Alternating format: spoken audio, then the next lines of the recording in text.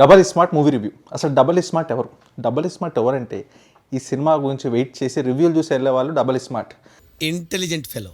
నా దగ్గర first show వెళ్ళే వాళ్ళు బొకడగాళ్ళు బుక్ అయిపోయాం. Hello guys, welcome to Barwell pitch meetings. కొత్తగా వచ్చినట్టయితే లేదా ఆల్రెడీ సబ్స్క్రైబర్ అయ్యి ఉంటే మళ్ళీ ఇంకోసారి 2 సార్లు నొక్కండి. సబ్స్క్రైబ్ కొట్టి అన్సబ్స్క్రైబ్ కొట్టి మళ్ళీ సబ్స్క్రైబ్ కొట్టండి. కొత్తలో అయితే మాత్రం డైరెక్ట్గా ఒకసారి నొక్కితే చాలు.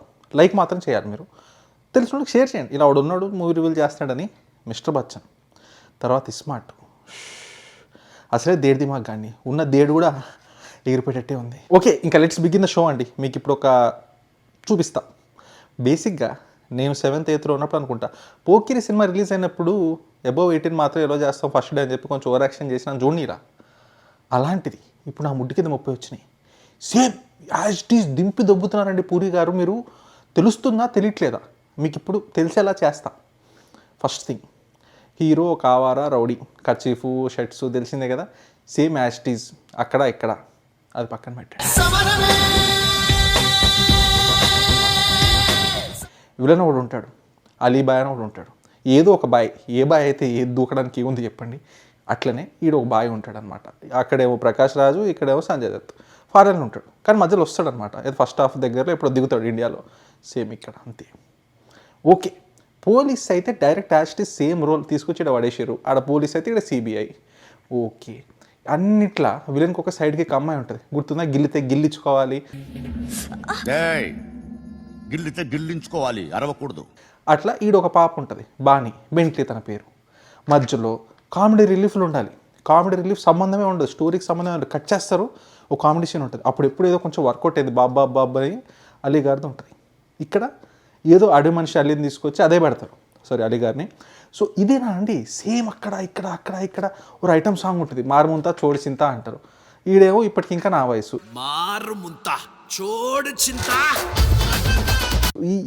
ఇంత ఇంత క్లోజ్ సిమిలారిటీస్ అండి.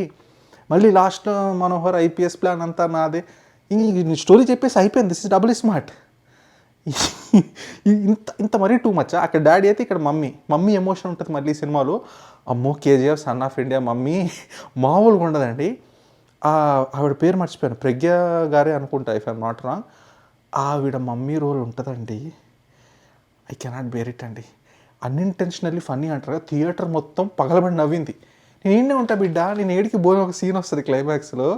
అమ్మ బాబోయ్, అసలు ఈ సినిమా ఎలా రాశారు, ఏం చేస్తున్నారు?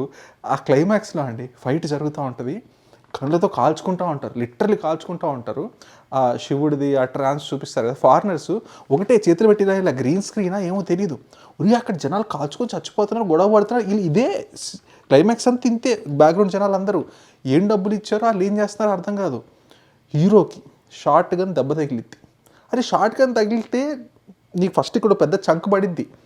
లేదు, లేచి ఫైట్ చేసి సూపర్ న్యాచురల్ పవర్స్ వచ్చేస్తే ఇంక వదిలేండి. ఇంకా ఇవన్నీ ఇంకా మాట్లాడుకుంటే అవ్వదు.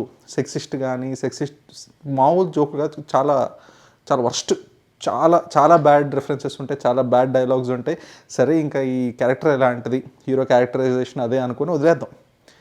హీరోయిన్ ఉంటుందండి, ఒకసారి ఇది అంటారు, ఒకసారి అది అంటారు, ఒకసారి అండర్ కవర్ అంటారు, ఒకసారి ఇది అంటారు. విజయసాయి రెడ్డి అంటావు, ఎన్టీఆర్ అంటావు, మెగా ఫ్యామిలీ అంటావు, దీనికి ఏ సంబంధం పోసారంటావు. ఐటమ్ సాంగ్లో డ్యాన్స్ వేపిస్తారు. కిడ్నాప్ చేశాక మళ్ళీ విలన్స్ దగ్గర మళ్ళీ ఐటమ్ సాంగ్ ఉంటుంది. నాకు అర్థం కావట్లేదు. ఫీమేల్ వర్షన్ ఆఫ్ జానీ సీన్సా, ఏది పడితే అది ఆల్ ఇన్ వన్ ప్లేస్ అన్నట్టు. అక్కడనే అట్లీస్ట్ పోకిరిలో మొహమ్మద్ ఖాన్ తీసుకొచ్చి పెట్టారు. జస్ట్ ఇమాజిన్ ఇలియానా గారిని తీసుకొచ్చి ఫర్ నో రీజన్ ఇప్పటికి ఇంకా నా వయసు సాంగ్ డ్యాన్స్ వేపిస్తే ఎలా ఉంటుంది?